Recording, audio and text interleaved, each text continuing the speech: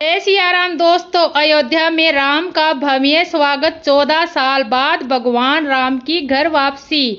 क्या आपने कभी सोचा है कि जब 14 वर्षों के कठिन वनवास के बाद प्रभु श्री राम अयोध्या लौटे होंगे तो उस पावन नगरी में कैसी उत्सव ध्वनि गूंज उठी होगी, कैसी रही होगी उस क्षण की अनुभूति जब सारा अयोध्या दीपों की रोशनी में नहाया हुआ अपने प्रिय राजा के स्वागत के लिए व्याकुल था। कल्पना कीजिए जब राम, लक्ष्मण और सीता पुष्प विमान से उतरते हैं और हर आंख से अश्रुधार बह रही है आनंद के, प्रेम के और विजय के। नमस्कार दोस्तों, फिर एक बार आपका स्वागत है हमारे चैनल पर।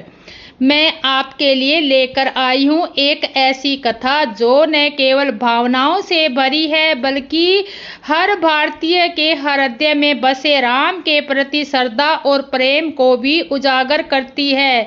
तो चलिए आज अपनी कल्पना के पंख फैलाइए और चलिए हमारे साथ उस ऐतिहासिक यात्रा पर। राम का अयोध्या लौटना। 14 वर्ष पूरे हो चुके थे।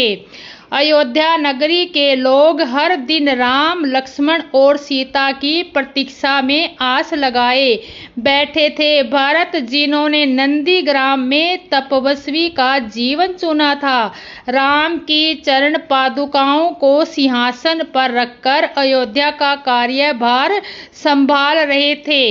उनकी एक ही प्रतीक्षा थी, यदि 14 वर्ष पूरे होने के बाद भी राम नहीं लौटे तो वे अपने प्राण त्याग देंगे। उधर लंका में रावण का वध हो चुका था।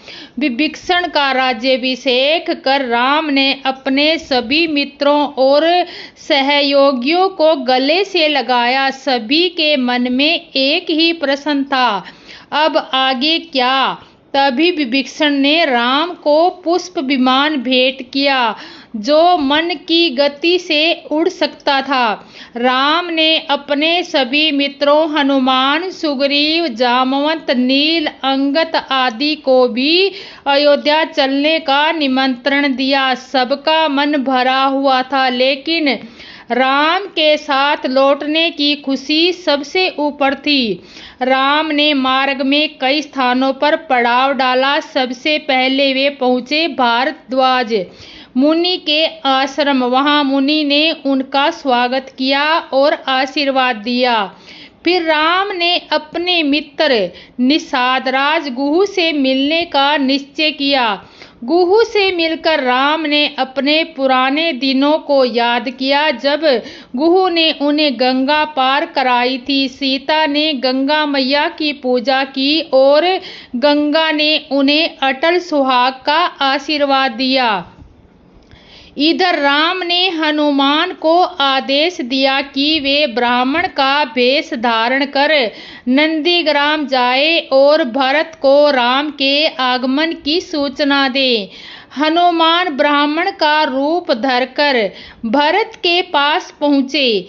भरत उस समय अग्नि समाधि की तैयारी कर रहे थे, क्योंकि उन्हें विश्वास था कि राम समय पर नहीं लौटेंगे। हनुमान ने जैसे ही राम का संदेश दिया, भरत की आंखों से अश्रुधार बह निकली। वे राम के स्वागत की तैयारियों में लग गए। अयोध्या नगरी में जैसे ही राम के लौटने की खबर फैली, हर गली, हर मोहल्ला दीपों से सज गया। महलों में कौशल्या, सुमित्रा, कैकेयी और उर्मिला ने दीपमाला सजाई। अयोध्या के हर द्वार पर रंगोली और पुष्पों की वर्षा होने लगी। लोग अपने अपने घरों में मिठाइयाँ बना रहे थे। बच्चे राम के नाम के जयकारे लगा रहे थे। पूरा नगर एक उत्सव में डूब गया था। भरत ने राम की चरण पादुकाएं लेकर नंदीग्राम की कुटिया से बाहर निकलने का निश्चय किया। वे बार बार राम की ओर देखने लगे। जैसे ही पुष्प विमान नगर सीमा पर उतरा, भरत दौड़ते हुए राम के पास पहुंचे। राम ने भरत को गले लगाया। दोनों भाइयों की आंखों में अश्रुधार बह रही थी। राम ने कहा, भरत, तू मेरे लिए जितना प्रिय है उतना कोई नहीं। राम ने सबसे पहले अपनी जन्मभूमि को प्रणाम किया। जननी जन्मभूमि स्वर्गपति गरीयसी। फिर वे अपने गुरुदेव वशिष्ठ के चरणों में गए। वशिष्ठ जी ने उन्हें आशीर्वाद दिया और बताया कि वे इसी क्षण की प्रतीक्षा वर्षों से कर रहे थे। राजमहल में प्रवेश करते समय राम ने अपनी माता कौशल्या, सुमित्रा और कैकेयी के चरण स्पर्श किए। तीनों माताओं की आंखों में खुशी के आंसू थे। उर्मिला ने लक्ष्मण को गले लगाया। सीता भी अपनी सखियों के साथ महल में आई। भरत ने राम जी की चरण पादुकाएं सिंहासन पर रखी और राम को राजगद्दी पर बैठाया। अयोध्या में दीपावली का उत्सव मनाया गया। हर घर, हर चौक, हर गली दीपों से जगमगा उठा। लोग नृत्य गान करने लगे। राम के जयकारे गूंजने लगे। राम ने अपने राज्याभिषेक के बाद सभी को न्याय, प्रेम और धर्म के मार्ग पर चलने की प्रेरणा दी। राम के राज्याभिषेक के साथ ही अयोध्या में राम राज्य की स्थापना हुई। प्रजा सुखी थी, कोई दुखी या भूखा नहीं था। हर ओर न्याय, प्रेम और समृद्धि का वातावरण था। राम ने सभी मित्रों और सहयोगियों को सम्मानित किया। हनुमान को विशेष स्थान दिया। सीता ने अयोध्या की स्त्रियों को प्रेम और सेवा का संदेश दिया। राम ने भरत, लक्ष्मण और शत्रुघ्न को गले लगाकर कहा, भाइयों का प्रेम ही सबसे बड़ा धन है। राम राज्य में न कोई झूठ बोलता था, न चोरी होती थी, न किसी को डर था। सभी धर्म, सत्य और प्रेम के मार्ग पर चलते थे।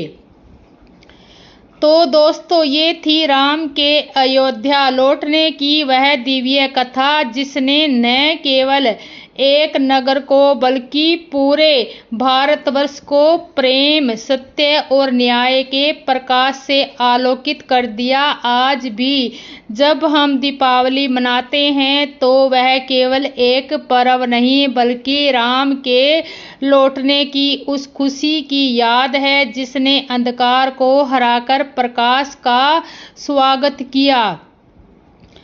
और अगर आपको ये कथा पसंद आई तो कृपया हमारे वीडियो को लाइक करें, अपने दोस्तों के साथ शेयर करें, कमेंट में बताएं कि आपको राम की कौन सी बात सबसे ज़्यादा प्रेरित करती है। और चैनल को सब्सक्राइब करना ना भूलें, क्योंकि ऐसी ही पौराणिक और प्रेरणादायक कहानियाँ हम आपके लिए लाते रहेंगे।